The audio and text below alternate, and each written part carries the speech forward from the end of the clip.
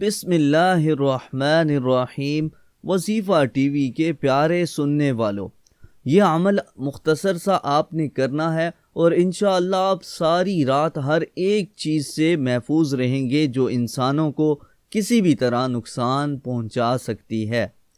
تو رسول اللہ صلی اللہ علیہ وآلہ وسلم نے ارشاد فرمایا، جو شخص رات کو کروٹ لیتے وقت 10 مرتبہ بسم اللہ اور 10 مرتبہ سبحان اللہ اور 10 مرتبہ الحمدللہ اور پھر 10 مرتبہ یہ دعا آمنت باللہ وکفرت بالطاغوت پڑھے گا تو وہ ہر اس چیز سے محفوظ رہے گا جس سے وہ ڈرتا ہے اور کبھی کسی گناہ تک اس کی رسائی نہ ہوگی۔